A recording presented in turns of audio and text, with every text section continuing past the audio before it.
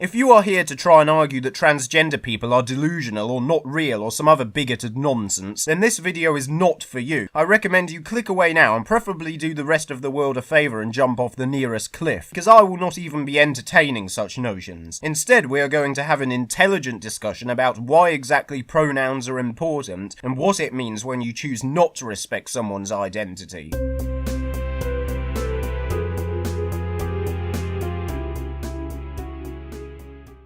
Now, I feel the need to acknowledge right away that there is a culture of anti-political correctness that exists, especially on the internet, where you get people who will deliberately misgender someone or claim there are only two genders simply to be offensive and provoke a reaction from those who are deemed oversensitive. There may be no fundamental belief system or inherent transphobia behind this. We're talking about the same crowd who will use racial slurs or insults like retard and autist on a regular basis. You know who I mean. The trouble with such culture is that it's built on an ignorance of context and why people are offended by these terms to begin with. So what is it exactly that is so problematic about misgendering someone, you ask? I've literally heard someone say before, well, I wouldn't care if someone called me by the wrong pronoun. Two things. You do not speak for everyone. This mentality of I feel a certain way about something, therefore everyone else must do too, crops up worryingly often, despite the fact that people's brains working differently due to a variety of both innate and social factors is not a hard concept to grasp. Frankly, I am sick of it. Secondly, if you are a cis person making this statement, you have blatantly overlooked all the context and nuance that is key to this issue. See, it is not just about using the wrong pronouns on someone. That in itself is not the heart of the problem. Rather, it is what it signifies when you choose to misgender a trans individual. Which is not to suggest that the act alone cannot harm someone, but to discuss its direct impact further, I thought I'd give the floor over to someone who actually has to deal with this shit on a regular basis. Hello everybody, my name is Buttons, and I'm here to give a brief overview and some personal takes on gender dysphoria and how misgendering can trigger it in individuals who are trans or non-binary when they're misgendered or dead-named. Gender dysphoria, according to WebD, is a feeling that your body does not reflect your true gender and can cause distress such as anxiety and depression. Dysphoria is a feeling of dissatisfaction, anxiety, and restlessness. With gender dysphoria, the discomfort with your male or female body can be so intense that it can interfere with your normal life, or for instance, at work, school, or even during social activities. In some cases,